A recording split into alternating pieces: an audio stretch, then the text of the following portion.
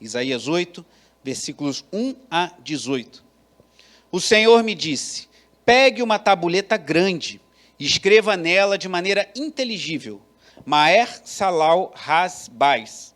Como testemunhas fidedignas, chamei o sacerdote Urias e Zacarias, filho de Geberequias. Então tive relações com a profetisa, ela ficou grávida e deu à luz um filho. E o Senhor me disse, ponha nele o nome de Maer Salal Has-Bais, porque antes que o menino saiba dizer papai ou mamãe, as riquezas de Damasco e os despojos de Samaria serão levados ao rei da Síria.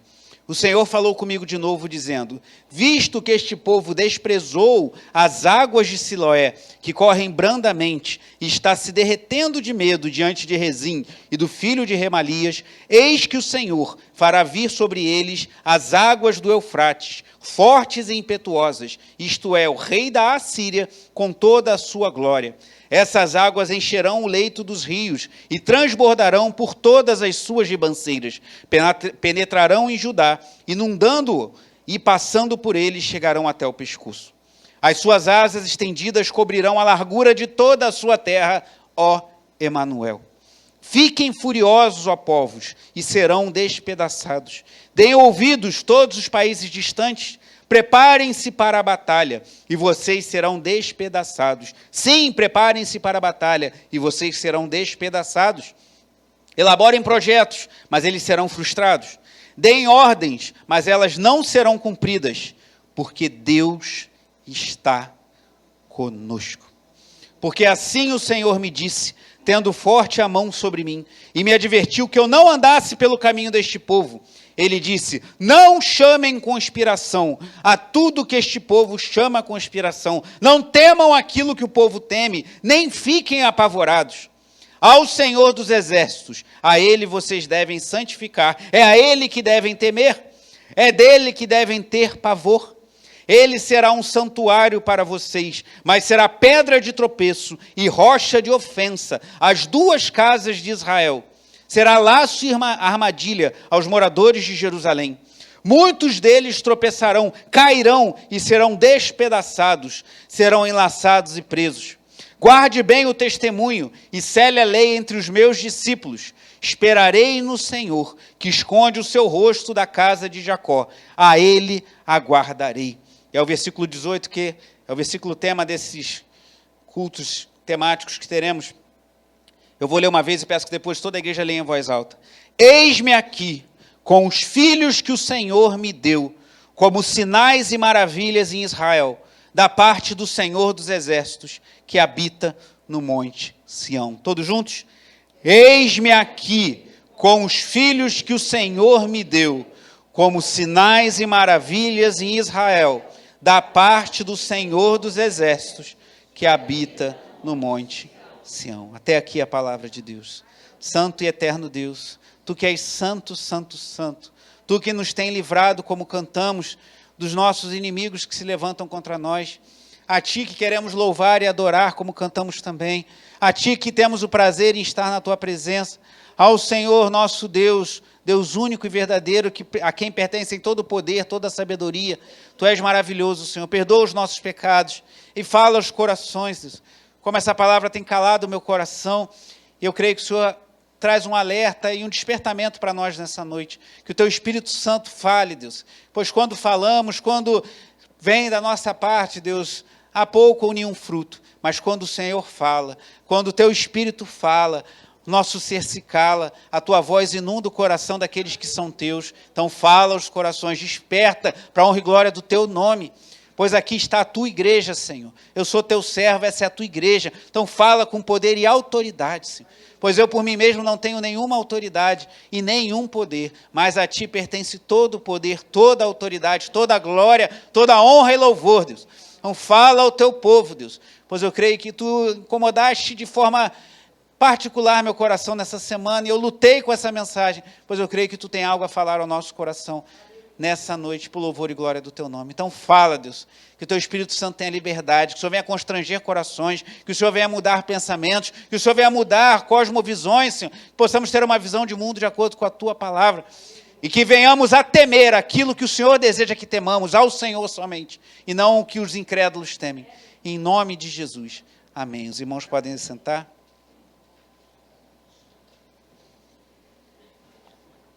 Irmãos, o que é um sinal? Alguns anos atrás, pouco depois de ter chegado aqui ao Anil, eu preguei uma série de mensagens sobre os 7 sinais que encontramos no Evangelho segundo João. Alguns chamam João capítulos 1 a 12 de o livro dos sinais. Dos capítulos 13 até o final do Evangelho, no capítulo 21, você tem o discurso de Jesus ali com seus discípulos caminhando para a sua crucificação e ressurreição. E muitos chamam João 1 a 12 o livro dos sinais, pois apresentam 7 sinais que deixam sem sombras de dúvidas que Jesus Cristo é o Messias enviado. Sinais como a cura do paralítico, ali o primeiro deles, que é a transformação em água em vinho, João capítulo 2. Depois, no capítulo 5, temos o sinal da cura do paralítico. Depois, mais à frente, temos outros sinais. No capítulo 9, um cego que passa a enxergar. E no capítulo 11 de João, encontramos o sinal mais marcante da presença do Messias, que depois de ter aberto olhos a cegos, depois de ter curado leprosos, trazido saúde a paralíticos, ele traz um homem da morte à vida, a ressurreição de Lázaro. Sinais apontam para alguma coisa. Quando preguei essa mensagem, eu falava frequentemente que é igual um sinal de trânsito, que te ensina que você deve seguir ou avançar, ou uma placa. Tem uma placa bem grande aqui na esquina, indicando Rio das Pedras, em frente, Gardênia Azul à direita. Se você quiser ir para o Gardênia Azul, entre na Engenho d'Água. Se você quiser ir para o Rio das Pedras, siga à frente. O sinal não é o Rio das Pedras nem o Gardênia, ele aponta para alguma coisa. Então, os sinais apontam para alguma coisa. Mas não falarei sobre os sinais, os 7 sinais presentes no Evangelho segundo João, mas sobre sinais presentes aqui, particularmente nesse episódio com o profeta Isaías. Vemos outros sinais envolvendo profetas do Antigo Testamento. O profeta Ezequiel foi alvo de um sinal muito tocante, pois Deus avisa a ele que a sua esposa iria morrer, e a esposa de Ezequiel, conforme está no capítulo 24 do livro que leva o seu nome, ela morre, e Deus usa a viuvez de Ezequiel como um sinal ao seu povo. Ezequiel capítulo 24. O que dizer do profeta Oséias? Que a sua esposa adultera, o abandona, e no capítulo 3 do livro de Oséias, ele compra a sua esposa de volta como um sinal daquilo que Deus estava fazendo com o seu povo, que se prostituiu e Deus estava os comprando de volta. Ou o próprio Isaías, ainda não no âmbito familiar, como foi a viuvez de Ezequiel, ou o casamento em que Oséias compra Gomer, paga o preço por ela, mesmo ela tendo o traído. Mas Isaías, aqui no capítulo 20, serve de sinal. Vá comigo a Isaías 20.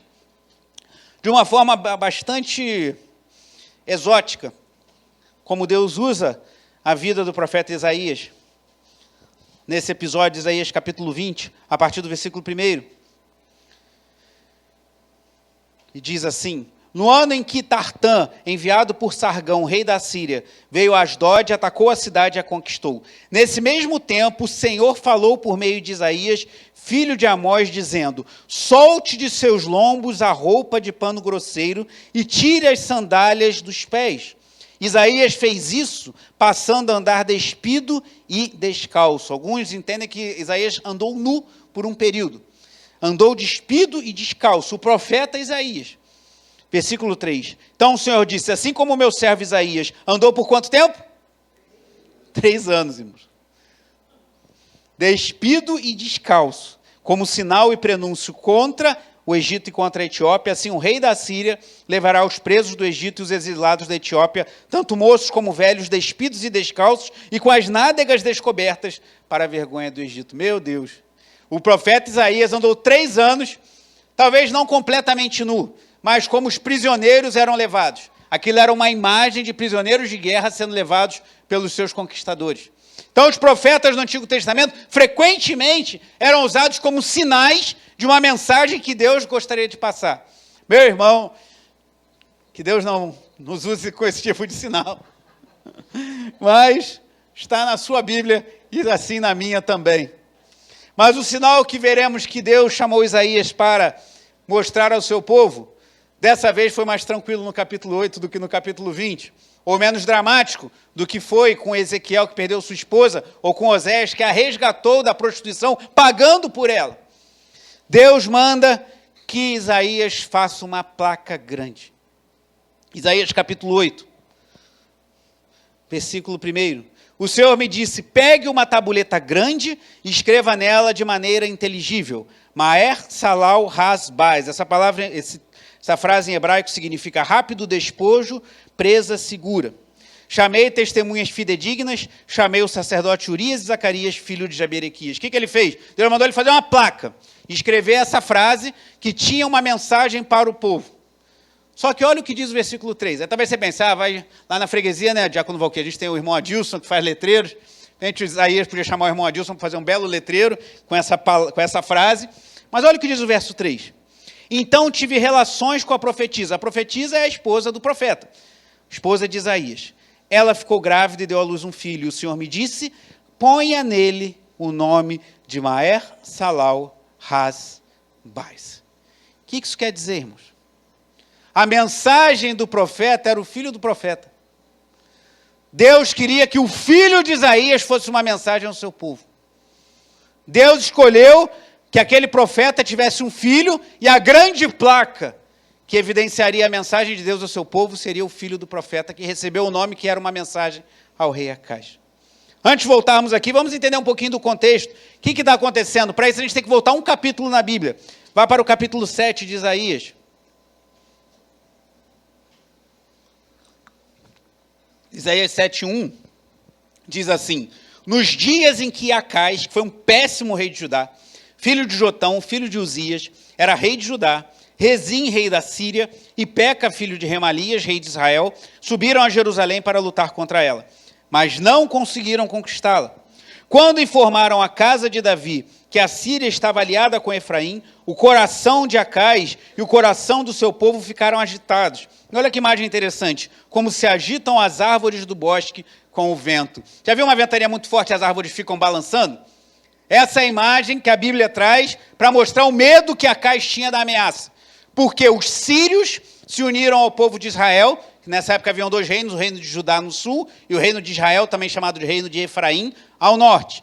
Eram reinos que estavam separados. Então, o reino do norte, Israel ou Efraim, se uniu aos sírios para lutar contra Judá. E Acaz, o rei, ficou morrendo de medo. E o seu coração, como vimos aqui no versículo 2, estava como as árvores no bosque com vento, ou seja, tremendo, ele estava morrendo de medo.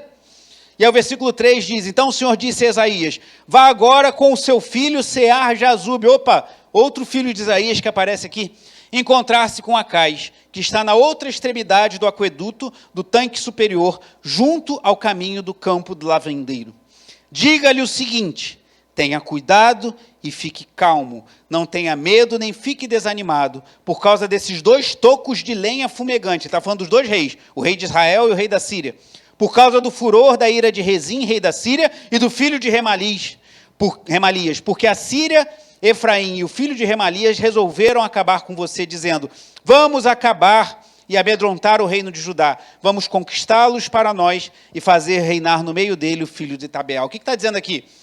O rei Acaz ficou com medo. Irmãos, vamos combinar.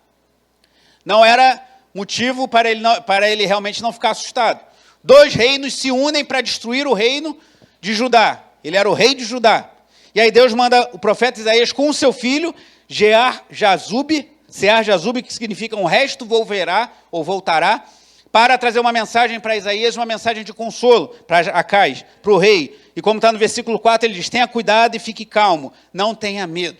Então Deus falou ao coração do rei Acaz, não tenha medo. E Deus mandou Isaías ir com seu filho. E o nome do filho de Isaías também era uma mensagem. Pois Sear-Jazube significa um resto voltará. O que significa? Deus traria juízo sobre Judá, ia sobrar somente um resto, um remanescente, mas ele ia voltar. Então, uma mensagem de juízo, Deus ia executar juízo sobre o seu povo, mas uma parte desse povo ia voltar. Uma mensagem de juízo, uma mensagem de graça. Só que esse rei Acaz, ele era um rei ímpio. Embora fosse rei do povo de Deus, ele era ímpio. Vá comigo lá em 2 Crônicas, o livro que vamos estudar, um dos livros que vamos estudar nas nossas próximas aulas de EBD, depois do Dia das Mães, dia 18 e dia 25, 1 e 2 Crônicas, que conta o mesmo tempo dos livros de reis, só que com foco nos reis de Judá e com foco também no culto a Deus. 2 Crônicas 28.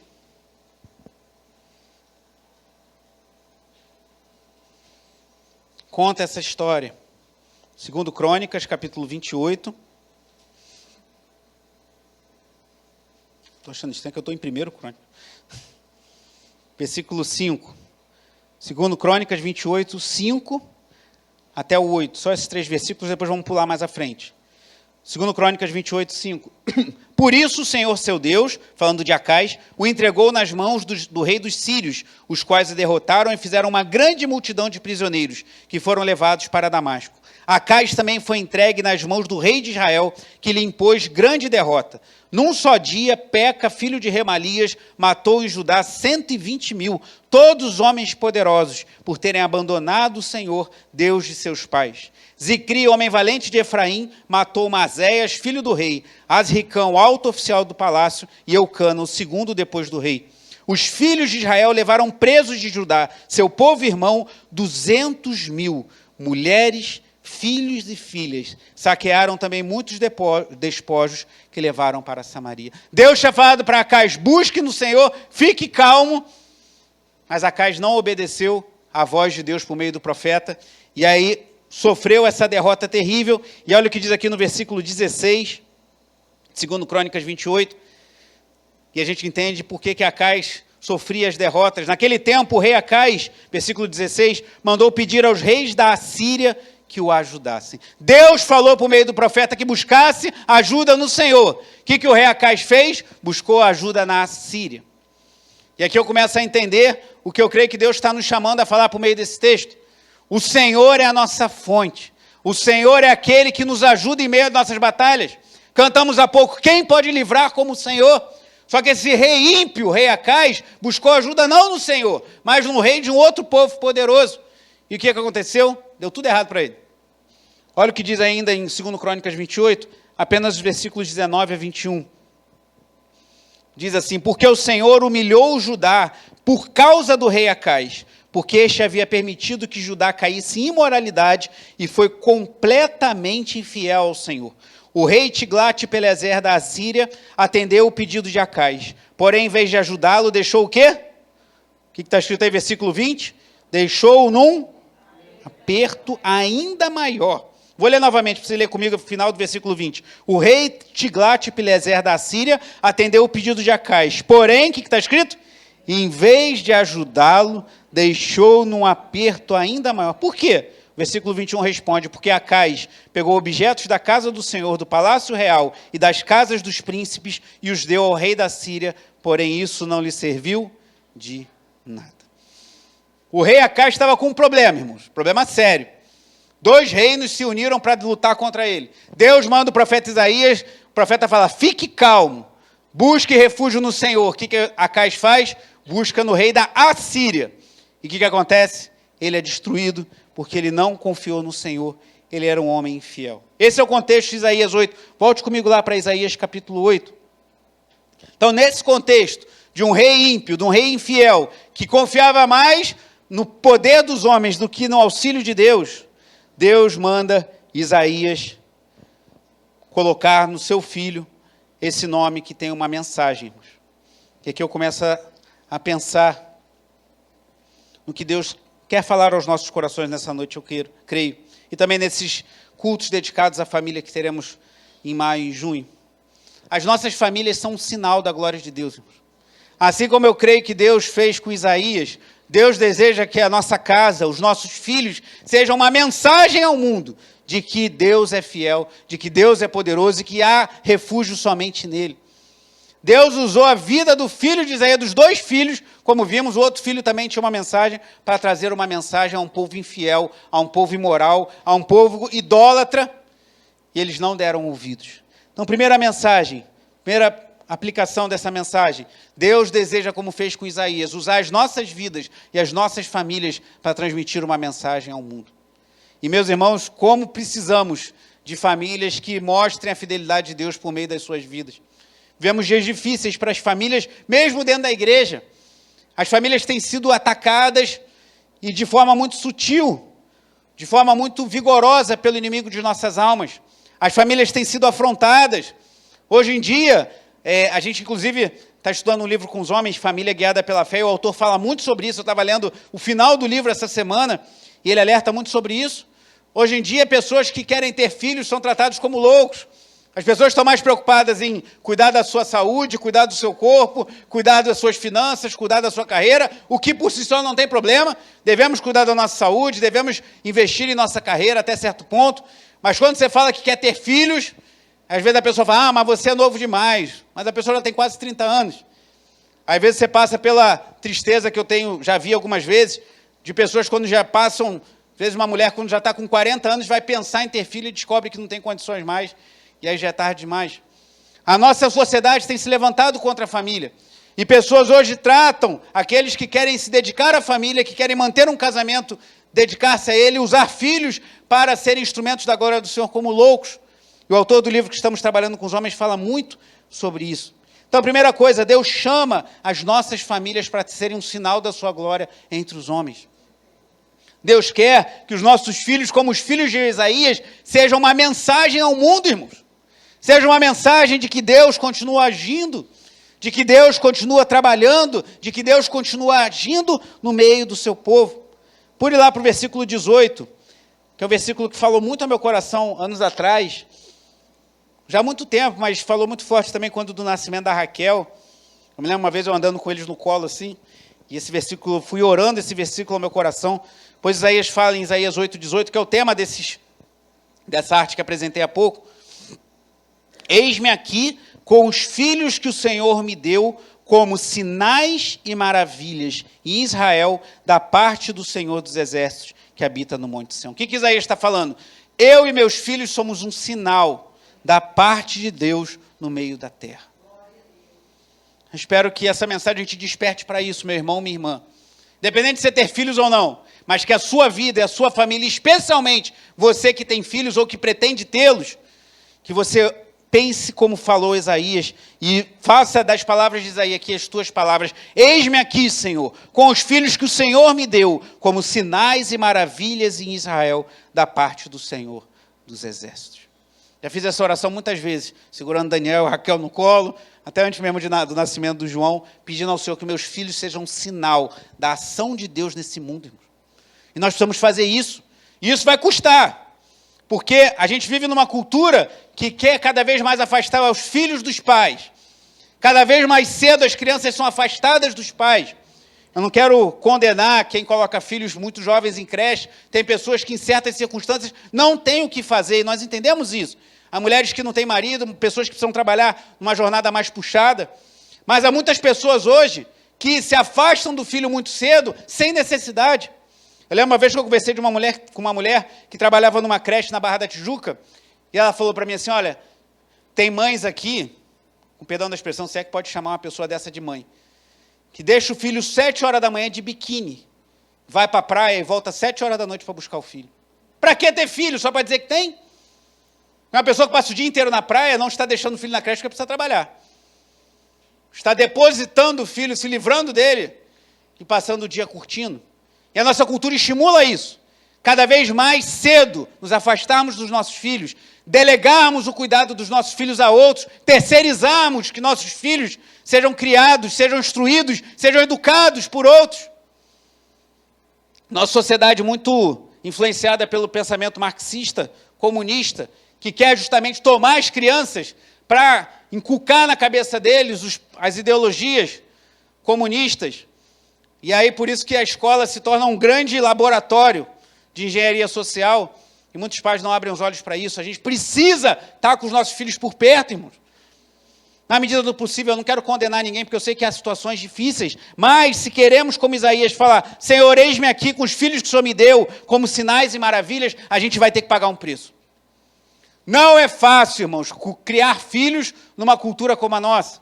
De manhã eu falava das telas, né, até lá na internação do João, eu recebi uma indicação de uma médica de um livro chamado Geração Ansiosa, já comprei, vou querer ler, que fala de como as telas têm deixado essa geração ansiosa. Tem gente que dá a tela para o filho para se livrar dele, não quero ouvir reclamando, fica vendo televisão o dia inteiro, fica no celular o dia inteiro, que é melhor do que eu ter que ficar me perturbando a cabeça. Se agirmos assim, irmãos, nossos filhos não serão sinais para o mundo da glória do Senhor. Precisamos pagar o preço, precisamos investir. Talvez você já tenha filhos adultos ou não tenha tido filhos, mas você tem talvez netos ou pessoas que estão sob seus cuidados, invista.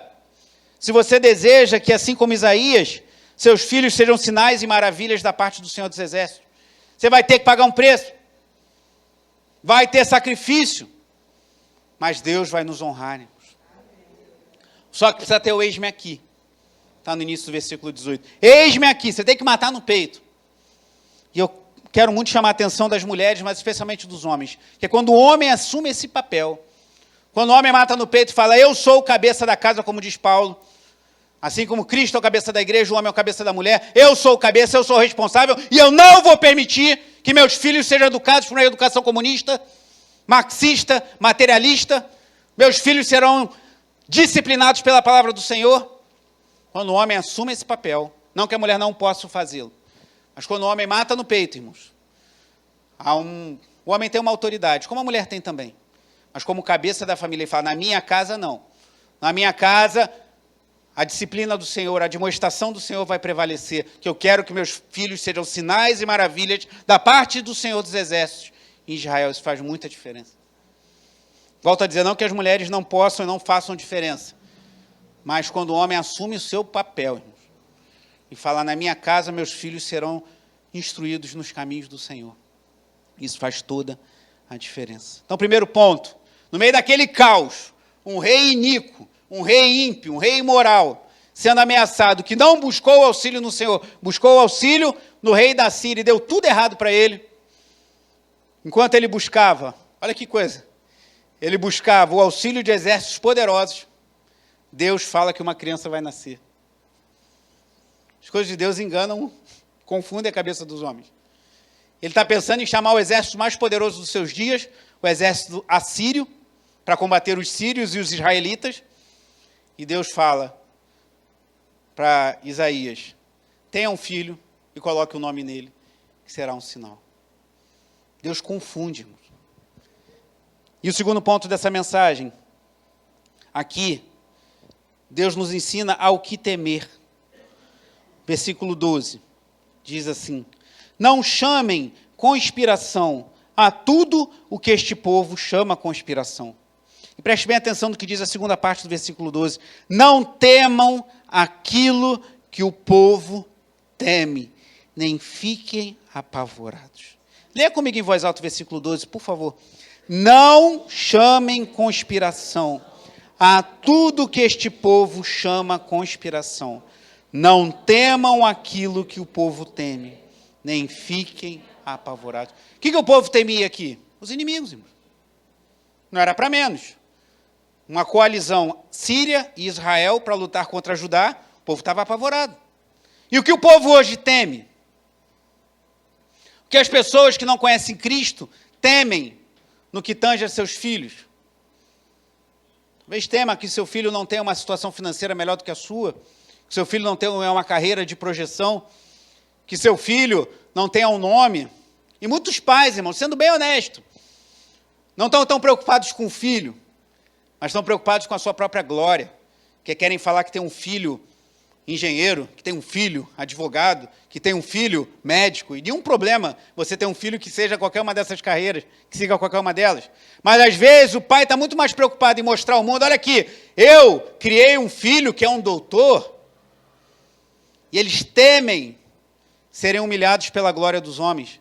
E o que Isaías está falando aqui, Deus está falando por meio de Isaías, não temam que eles temem, criem filhos para a glória de Deus, criem filhos que podem ser médicos, que podem ser engenheiros, que podem ser advogados, que podem ser doutores, mas acima de tudo são homens e mulheres de Deus. Que a sua oração maior pelos seus filhos seja que eles sejam placas ao mundo de que Deus continua agindo nessa terra, de que Deus continua executando juízo e Deus continua visitando com graça. Um resto volverá, é um resto, um remanescente. Deus vai passar o juízo sobre muitos, mas esse resto vai voltar à graça do Senhor. Não temam que eles temem. Você pensa, mas se meu filho tiver que passar pela dificuldade que eu passei, se meu filho tiver que trabalhar tanto como eu trabalhei, se meu filho tiver que pegar ônibus como eu peguei, tiver que andar de BRT, que ande se for necessário. Mas que o maior desejo do seu coração seja que seu filho ame e tema ao Senhor. Mas é isso que importa. Que seu filho seja, sua filha seja uma placa, uma tabuleta ao mundo de que Deus é Deus em Israel. É isso que importa. Continua, versículo 13. Ao Senhor dos exércitos, a Ele vocês devem santificar. É a Ele que vocês devem temer. É dele que vocês devem ter pavor. Irmãos, não tenha medo da crise. Não tenha medo da dificuldade financeira, do desemprego. Ore por isso, trabalhe, se esforce. Mas, sobretudo, tema ao Senhor. Irmãos. Tema aquele que pode jogar corpo e alma no inferno, como disse o Senhor Jesus Cristo. Então, não tema o que eles temem. Aqui é uma clara confronto entre os que amam e temem ao Senhor e aqueles que não amam e não o temem. Não tema o que eles temem, mas tema ao Senhor. A Ele vocês devem santificar, é dele que vocês devem ter pavor. E o versículo 14 fala algo muito interessante, irmãos. Ele será um santuário para vocês, mas será pedra de tropeço e rocha de ofensa às duas casas de Israel. Será laço e armadilha aos moradores de Jerusalém. Muitos deles tropeçarão, cairão e serão despedaçados, serão enlaçados e presos. O que Isaías está falando, irmão? Esse capítulo, ele fala do Emanuel, no capítulo anterior, capítulo 7. Fala da vinda do Emanuel. Aqui no capítulo 8, no versículo 8, também fala do Emanuel. O que é Emanuel? Quem lembra do significado de Emanuel?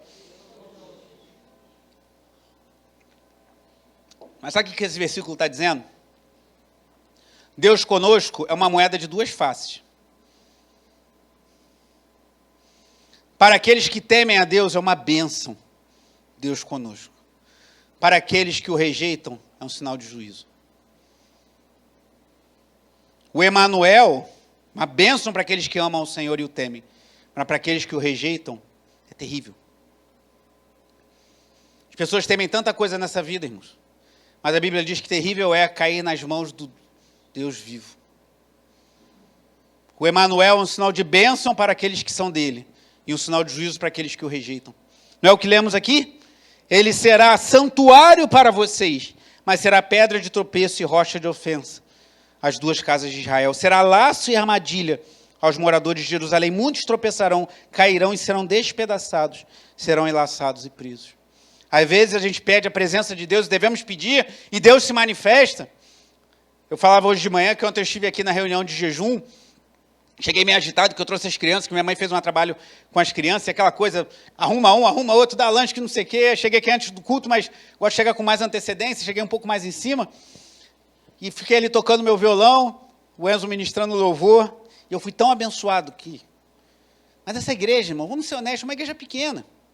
Esse culto de sábado nem transmite. Tínhamos um grupo bom aqui, temos tido um grupo, né, até, cadê a irmã Lourdes? Ela brincou, falando, essa roda está cada vez maior, daqui a pouco está chegando na porta, daqui a pouco vai passar da porta, afinal a gente faz uma roda para oração, né? Mas somos uma igreja pequena, somos poucos. Muita gente passou aqui na rua ontem, indo para a feira, e nem sabe que tinha um grupo de crente reunido aqui orando. Mas como Deus se manifestou aqui em nosso meio. Como Deus se fez presente, como Deus falou aos corações, como Deus renovou a minha alma e renovou de outros aqui. Porque para aqueles que amam e temem ao Senhor, Ele é um santuário. Ele é presente.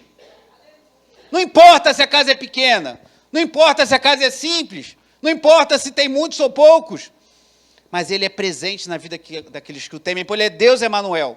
Mas aqueles que o rejeitam, Ele é tropeço, eles serão despedaçados. Isso deve gerar temor em nossos corações, irmãos. Foi exatamente o que Deus previu aqui, por meio do profeta Isaías, foi exatamente o que aconteceu com Judá nos dias de Acais. Eles foram despedaçados, porque eles não temiam ao Senhor. Mas o que nos resta, então? Primeiro vimos que Deus chama Isaías para ser um sinal e seus filhos serem uma mensagem ao mundo de que Deus continua agindo. E agora vimos que devemos temer ao Senhor e não ao que os do mundo temem. E ele conclui essa parte, versículo 16, orientando. Guarde bem o testemunho e cele a lei entre os meus discípulos. Aqueles que temem ao Senhor, aqueles para quem Deus é um santuário, precisam conhecer a palavra de Deus. Eu creio que a igreja evangélica brasileira muitas vezes tem sido ridicularizada. Esse negócio que apareceu desse profeta Mirim, coisa ridícula, patético. E é um sinal de vergonha para muitos cristãos sérios, pastores sérios que pregam a palavra de Deus. Aí surge um garoto desse que eu não conheço o coração nem a intenção dele, não parece ser das melhores, mas questiono mais a intenção daqueles que estão sobre ele, que botam um garoto de 14 anos para pregar a palavra de Deus e gerar toda essa celeuma, gera vergonha, porque não conhece a palavra de Deus, porque não conhece que está lá Paulo falando a Timóteo, que o presbítero não pode ser neófito, não pode ser novo na fé, e um garoto de 14 anos só pode ser novo na fé. Então a igreja que não conhece, que não segue a palavra, deixa de ser sal e nada para nada mais presta que senão para ser pisada pelos homens. E ele fala, guarde bem os testemunhos e cele a lei entre os meus discípulos. Se você deseja, irmão, minha irmã, que Deus seja um santuário para você, que a presença do Emanuel represente uma bênção e não um juízo sobre nós, que seus filhos sejam uma mensagem de Deus a esse mundo, você precisa, eu preciso guardar a palavra do Senhor. Nós precisamos comer essa palavra. Apocalipse 10, o anjo aparece a João, dá o livro e fala, coma este livro. Em sua boca será doce, em seu estômago será amargo. A gente precisa comer esse livro. Precisa beber das fontes ricas que procedem da palavra de Deus. Vá comigo em João capítulo 14. Alguns falam, não, mas Jesus é o tempo da graça. Claro que vivemos na graça do Senhor. Embora exista lei, exista juízo também para nós hoje. Mas João 14, 21, olha que diz palavras do próprio Cristo.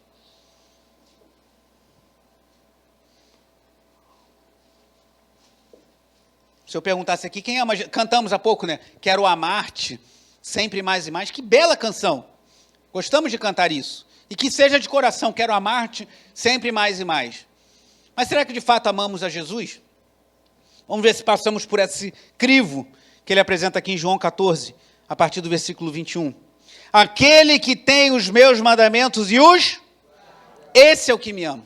Então não basta a gente chegar aqui no louvor, um louvor agradável, gostoso de cantar, de tocar. Quero amar-te sempre mais e mais. Falar isso da boca para fora é fácil, cantar isso é bonito. Mas aquele que o ama é aquele que tem os seus mandamentos e os guarda.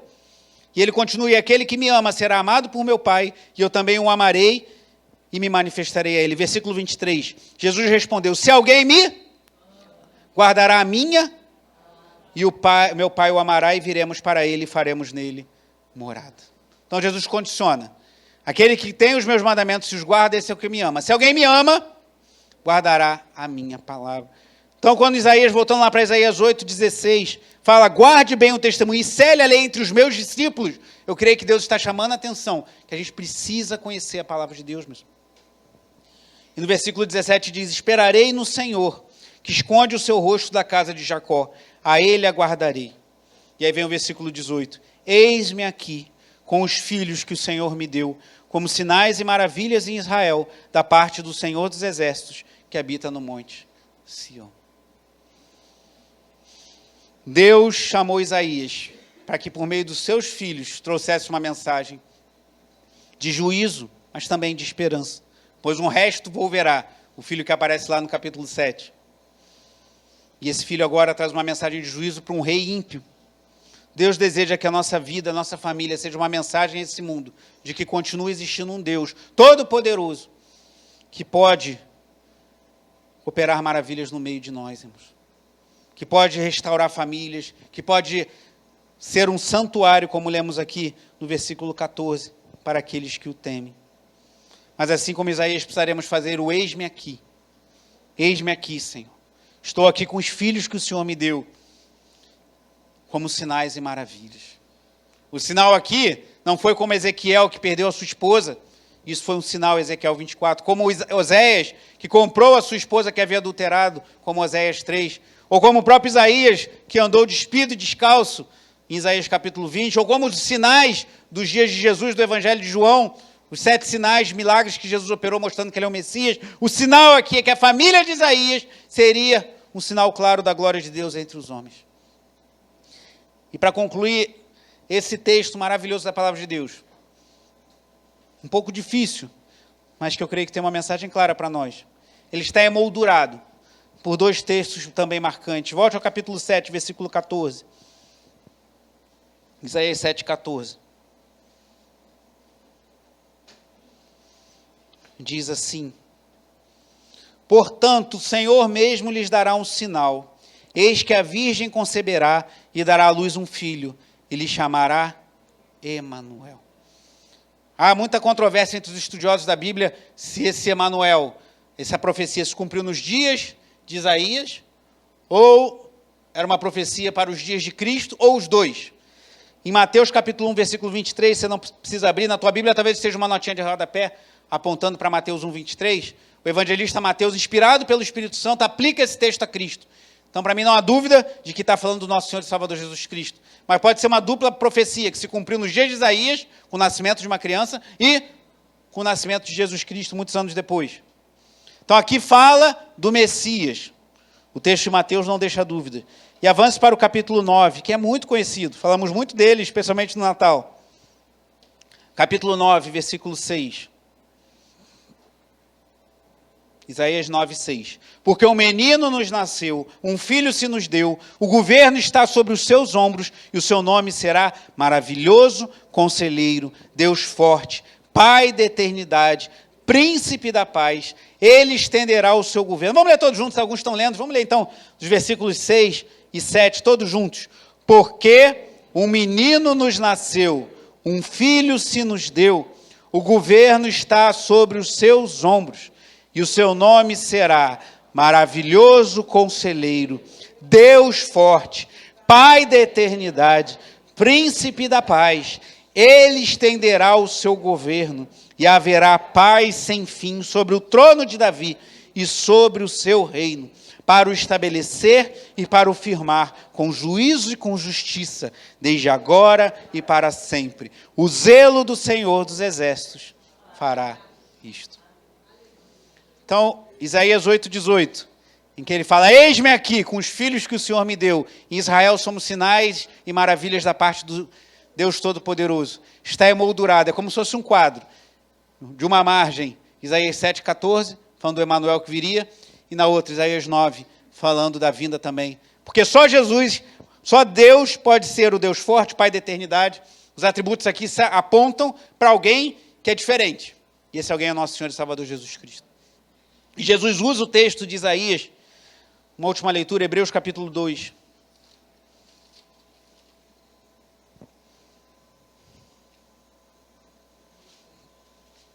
Falando de Jesus, recentemente estudamos em nossa escola dominical sobre Hebreus.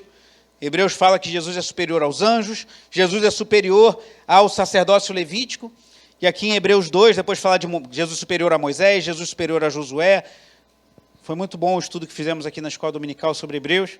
E aqui em Hebreus 2, versículo 12, diz assim: dizendo: a meus irmãos declararei o teu nome no meio da congregação, eu te louvarei. E outra vez, eu porei nele a minha confiança. E ainda, leia o final do versículo 13.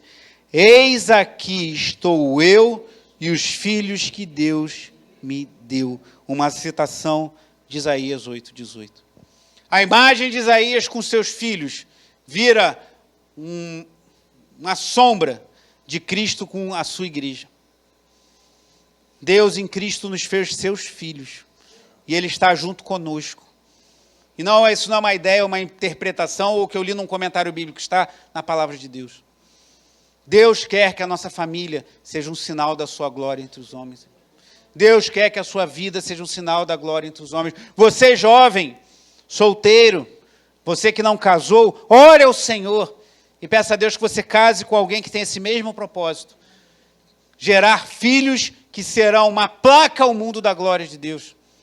Não aceite nada menos do que isso. Ah, mas eu não vou encontrar ninguém perfeito. Não vai mesmo. Eu estou caminhando para 16 anos de casado e te falo isso com toda a convicção, porque eu sou bastante imperfeito e a minha esposa é uma bênção. Chegar em casa eu vou ver se ela está assistindo o culto, que ela vai me lembrar. Não existe casamento perfeito, mas quando um casal teme ao Senhor, quando um casal está resoluto de que Deus será um santuário e que seus filhos serão um sinal e maravilha da parte de Deus entre os homens, isso faz toda a diferença. Então não se contente com menos. Ah, mas o fulano é tão bonito, é tão estudioso, tem uma carreira brilhante, teme ao Senhor, ama ao Senhor. Não se contente com tão pouco. Busque alguém que ame e tema ao Senhor, pois é isso que importa. Para que a tua casa seja um santuário. Você que tem filhos jovens, inculque isso na cabeça deles, pois isso te poupará de muitas lágrimas no futuro. Isso trará muitas alegrias ao seu coração. No momento da dor, no momento da angústia, você saber que o seu filho, a sua filha e o seu marido ou a sua esposa não buscarão refúgio no rei da Assíria, mas buscarão refúgio no Senhor. Mas fulano é uma bênção, um homem de Deus, mas não ganha muito. Não tem nem carro. Ou tem um carro velho, que dá problema. Tem um mecânico excelente aqui, eu te indico, passo o telefone dele agora. O Davi resolve tudo. Né, Davi? Mas ele ama o Senhor. Ele é trabalhador. Tem homem também que diz que ama o Senhor, mas não quer trabalhar. E também chuta aquele laço, varoa, porque... Né? Ah, mas ele ama tanto o Senhor, mas ele tem uma dificuldade de acordar antes de 10 horas da manhã. Nem chega perto. Bota para correr. Mas ele ama e teme ao Senhor. A sua casa vai ser um santuário. O Emanuel estará ali. Os filhos que você vai gerar serão para a glória do Senhor. É isso que importa, irmãos. Como é bom quando eu e minha esposa, a gente tem os nossos tratos, né? E a gente tem combinado que, assim, divórcio é uma palavra que não existe na nossa casa. É como se tivesse sido rasgada do dicionário. Então, pode acontecer o que for. Pode olhar assim um para o outro e falar... Como ela já me falou de forma tão romântica. Mas a gente vai ter que ficar junto mesmo, então vamos nos acertar, né? É melhor. Ou tu acha que casamento de pastor é perfeito? Não, não é também não. Mas nós amamos ao Senhor. E nós estamos juntos e queremos glorificar a Deus com as nossas vidas. Até que a morte nos separe. Então, assim deve ser, irmãos. Nossa casa precisa ser um santuário para a glória de Deus. Não temam o que eles temem. Eles temem estar envergonhados aos olhos do mundo. Esteja nem aí. Não se preocupe com o que eles temem. Tema a Deus. Faça da sua casa um santuário. Faça dos seus filhos uma mensagem a esse mundo. Você vai ter que pagar um preço. Porque se você deixar levar pela maré, seus filhos possivelmente cairão na estatística que o autor do livro que estamos estudando com os homens, Família Guiada pela Fé, Vade Balkan Jr., mostra que na adolescência, ou muito quando chega na faculdade, a maioria esmagadora se desvia da fé, se declara ateísta, marxista e tudo de ruim. Como alguém disse, né? Quem é marxista jovem é um idealista. Quem é velho é mau caráter, porque não é possível você continuar. Mas deixa aí, você pergunta para o Nelson depois a opinião dele. Mas faça da sua vida um motivo de louvor e glória ao nome do Senhor. E a sua família um sinal claro da glória de Deus entre os homens. Porque Jesus falou isso. Eis aqui com os filhos que o Senhor me deu. Nós somos filhos de Deus por intermédio de Jesus. E devemos viver para a glória dele. Amém? Vamos orar, faça a sua oração. Não tema o que eles temem.